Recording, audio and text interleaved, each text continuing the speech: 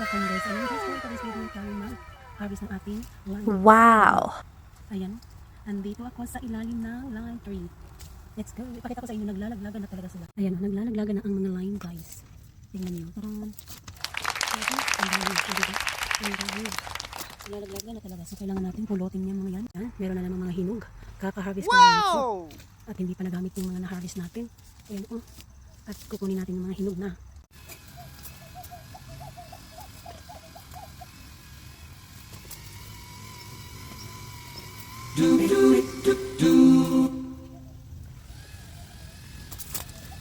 Wow!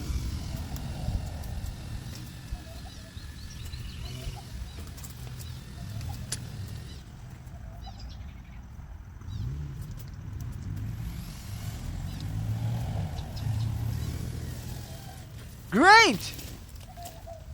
Ay, ito pa.